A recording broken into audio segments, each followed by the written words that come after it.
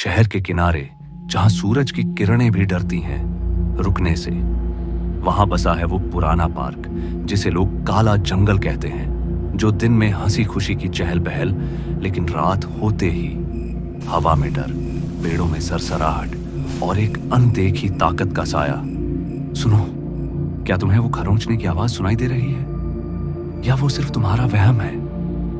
लगता है काला जंगल बुला रहा है, लेकिन सावधान, जो वहां गया वो शायद कभी वापस ना आए।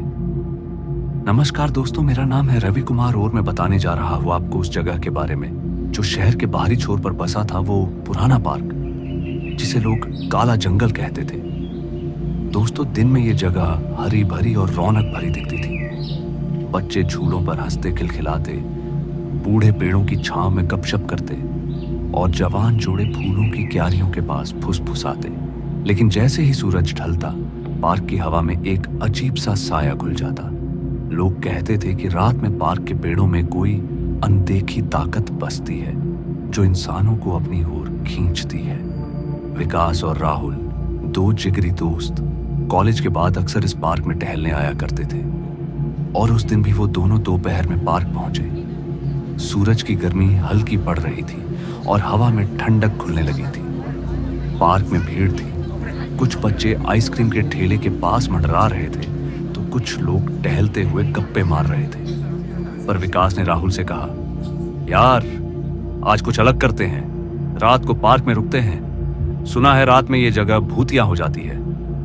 और ये सुनकर राहुल हंस पड़ा और कहने लगा, भूत वूत सब बकवास है, चल आज रात देखते हैं कितना डरावना है ये काला जंगल। और अब दोनों ने ठान लिया कि वो रात को पार्क में छुपकर देखेंगे कि आखिर लोग इस जगह को भूतिया क्यों कहते हैं।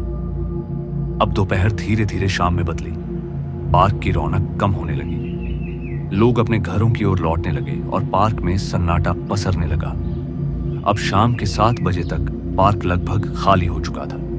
सूरज की आखिरी किरणें पेड़ों की पत्तियों से छनकर जमीन पर बिखर रही थी। पर विकास और राहुल एक पुराने बरगद के पेड़ के पीछे छुप गए और उनकी जेब में टॉर्च और पानी की बोतल भी थी। दोनों ने सोचा था कि रात को कुछ मजेदार होगा, लेकिन हवा में कुछ अजीब सा था। पेड़ों की सरसराहट अब सामान्य नहीं लग रही थी। रात के 9 बजे तक पार्क में अंधेरा छा चुका था। साथ ही चांद की हल्की रोशनी पेड़ों की छाया को और डरावना बना रही थी। विकास ने टॉर्च जलाने की कोशिश की, लेकिन बैटरी खत्म हो चुकी थी। पर तभी राहुल ने उसे चिढ़ाया, क्या यार, टॉर्च भी बेकार ले आए। लेकिन उसकी आवाज में हल्की सी कांप सुनाई दी। तभी दूर से कुछ कदमों की आहट आई और दोनों सतर्क हो गए। पर आहट अब करीब आ रही थी। विकास ने राहुल का हाथ पकड़ा और उसे और गहराई में छुपने को कहा। तभी उन्होंने देखा कि 3 साए पार्क के गेट की ओर से अंदर आ रहे थे। उनकी चाल में कुछ गड़बड़ थी। वो सामान्य लोग नहीं लग रहे थे। उनके चेहरे छुपे हुए थे और हाथों में कुछ चमक रहा था, शायद चाकू।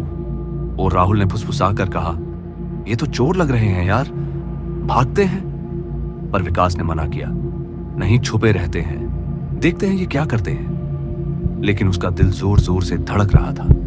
तीनों साए अब पार्क के बीचों बीच एक पुराने फव्वारे के पास रुक गए और तभी एक ने धीमी आवाज में कुछ कहा जो साफ सुनाई नहीं दिया, लेकिन उसकी आवाज में एक ठंडक थी जो अब डर को और बैठा रही थी। साथ ही अब विकास और राहुल की सांसें थम सी गईं। पर तभी एक साए ने अपने साथी से कहा, आज रात इस पार्क में कोई नहीं बचेगा। और उसकी आवाज में क्रूरता थी। ये सुनते ही अब विकास और राहुल के चेहरे सफेद पड़ गए, क्योंकि ये चोर नहीं, कुछ और थे, शायद हत्यारे। अब दोनों ने एक दूसरे की ओर देखा और उनके दिमाग में एक ही ख्याल था, भागो। लेकिन पैर जैसे जम गए थे। तीनों सायों ने अब पार्क में इधर उधर देखना शुरू किया, जैसे किसी की तलाश में हो। और तभी एक साए ने फव्वारे के पास की झाड़ियों की ओर इशारा किया। तभी विकास और राहुल का दिल जोर से धड़का, पर वो बरगद के पेड़ के पीछे और सिकुड़ गए। तभी एक साए ने चाकू निकाला और हवा में लहराया, पर उसकी आंखों में एक अजीब सी चमक थी, जैसे वो इंसान नहीं, कोई राक्षस हो। पर अब राहुल ने विकास के कान में फुसफुसाया, यार ये लोग पागल हैं, हमें कुछ करना होगा। लेकिन इससे पहले कि वो कोई योजना बनाते, एक साया उनके करीब आ गया और उसकी सांसों की आवाज साफ सुनाई दे रही थी, जो भारी और डरावनी थी। विकास ने राहुल को इशारा किया कि चुप रहे, लेकिन तभी राहुल का पैर एक सूखी टहनी पर पड़ गया और तभी खट की आवाज गूंजी और साया तुरंत उनकी ओर मुड़ा और साये ने चिल्लाकर कहा, कोई है वहां? उसकी आवाज में उत्साह और क्रूरता थी। तीनों साये अब तेजी से बरगद की ओर बढ़े। उनको आता देखकर विकास और राहुल ने दौड़ने की कोशिश की, लेकिन एक साये ने राहुल का कॉलर पकड़ लिया। तो विकास पीछे मुड़ा और उसने साये के हाथ पर जोर से मारा। तभी राहुल छूटा और दोनों भागने लगे। साथ ही पार्क का अंधेरा अब उनके लिए काल बन चुका था और पेड़ों की छायाएं उन्हें चक्कर काटने पर मजबूर कर रही थी। पीछे से सायों की चीखें और कदमों की आवाजें आ रही थी। पर अब विकास ने राहुल को एक पुराने मंदिर की ओर खींचा, जो पार्क के एक कोने में था। पर मंदिर की दीवारें जर्जर थीं और वहां कोई नहीं जाता था। तो दोनों वहां छुप गए। मंदिर के अंदर अंधेरा और भी घना था। हवा में एक बेकार सी गंध थी, जैसे सालों से कोई वहां नहीं आया हो। विकास और राहुल ने सांस रोककर इंतजार किया। बाहर सायों की आवाजें अब धीमी पड़ रही थी, लेकिन तभी मंदिर की दीवार पर कुछ खरोंचने की आवाज आई और दोनों के रोंगटे खड़े हो गए, क्योंकि ये सायों की आवाज नहीं थी, ये कुछ और था। विकास ने धीरे से राहुल की ओर देखा। उसकी आंखों में डर साफ दिख रहा था। खरोंचने की आवाज अब तेज हो रही थी, जैसे कोई दीवार को नाखूनों से खुरच रहा हो। तभी मंदिर के एक कोने से एक हल्की सी रोशनी दिखी। वो रोशनी किसी लालटेन की नहीं थी, वो किसी आत्मा की तरह हिल रही थी। तभी राहुल ने फुसफुसाया, ये क्या है यार? तो विकास ने हिम्मत जुटाकर कहा, शांत रह, कुछ नहीं होगा।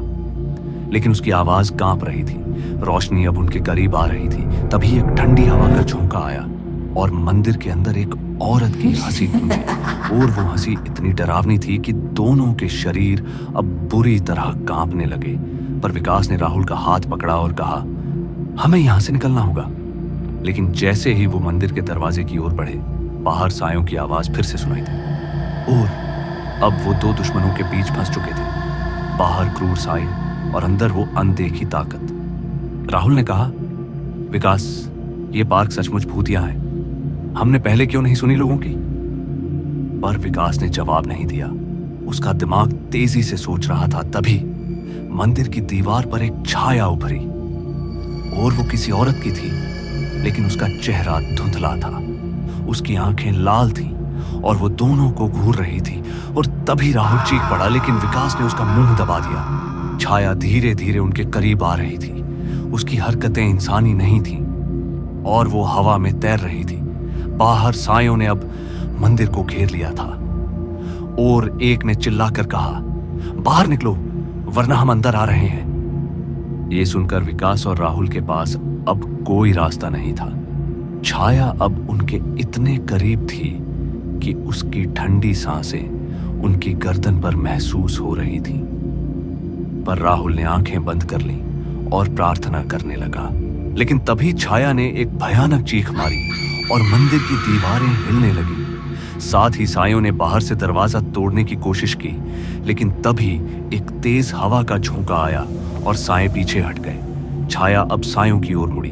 उसकी लाल आंखें और चमकने लगी थीं। विकास और राहुल समझ गए कि ये छाया उनके लिए नहीं, उन सायों के लिए खतरा थी। छाया ने हवा में तैरते हुए सायों की ओर हमला किया तो एक साए ने चाकू लहराया, लेकिन छाया के सामने उसका चाकू बेकार था। छाया ने उसे हवा में उछाल दिया और वो चीखता हुआ जमीन पर गिरा और बाकी दो साए डर कर भागने लगे, लेकिन छाया ने उन्हें भी नहीं छोड़ा। अब पार्क में चीखों का माहौल बन गया था, पर विकास और राहुल मंदिर के एक कोने में सिकुड़े हुए थे। छाया ने सायों को सबक सिखाने के बाद उनकी ओर मुड़ी, पर उसकी आंखें अब शांत थीं। उसने धीमी आवाज में कहा, यहां मत आया करो, ये मेरा घर है। पर अब उसकी आवाज में दर्द महसूस हो रहा था, जैसे वो किसी पुरानी पीड़ा को याद कर रही हो। विकास ने हिम्मत जुटाकर कहा, हम चले जाएंगे, हमें माफ कर दो। तभी छाया ने एक लंबी सांस ली और धीरे धीरे गायब हो गई। अब मंदिर में फिर से सन्नाटा छा गया। बाहर सायों की लाशें पड़ी थी। विकास और राहुल ने एक दूसरे को देखा और बिना कुछ बोले मंदिर से बाहर निकले। पार्क अब पहले से भी ज्यादा डरावना लग रहा था। चांद की रोशनी में सायों की लाशें और भयानक दिख रही थीं। दोनों दोस्त तेजी से पार्क के गेट की ओर भागे। उनके दिमाग में बस एक ही ख्याल था, जल्द से जल्द इस जगह से निकलना। गेट के पास पहुंचते ही उन्होंने देखा कि गेट बंद था। विकास ने गेट को धक्का मारा, लेकिन वो नहीं खुला। तभी पीछे से फिर से वहीं खरोंचने की आवाज आई। दोनों ने पीछे मुड़कर देखा। छाया फिर से वहां थी, लेकिन इस बार उसने कुछ नहीं कहा। उसने बस गेट की ओर इशारा किया और गेट अपने आप खुल गया और दोनों ने बिना रुके पार्क से बाहर की ओर दौड़ लगाई। सुबह होने तक दोनों अपने घर पहुंच चुके थे, लेकिन उस रात का डर उनके दिल में हमेशा के लिए बस गया था। उन्होंने दोबारा कभी उस पार्क की ओर मुड़कर नहीं देखा। लोग कहते हैं कि काला जंगल आज भी रात में वीरान हो जाता है और जो लोग वहां रात को जाते हैं वो कभी वापस नहीं लौटते। कुछ कहते हैं कि वो छाया आज भी अपने पार्क की रखवाली करती है और जो भी वहां गलत इरादे से जाता है उसे अपनी क्रूरता का शिकार बनाती है। तो दोस्तों, आज की इस कहानी में बस इतना ही। मैं आपका दोस्त जल्द ही मिलूंगा एक ऐसी ही और डरावनी कहानी के साथ। तब तक के लिए बाय एंड टेक केयर।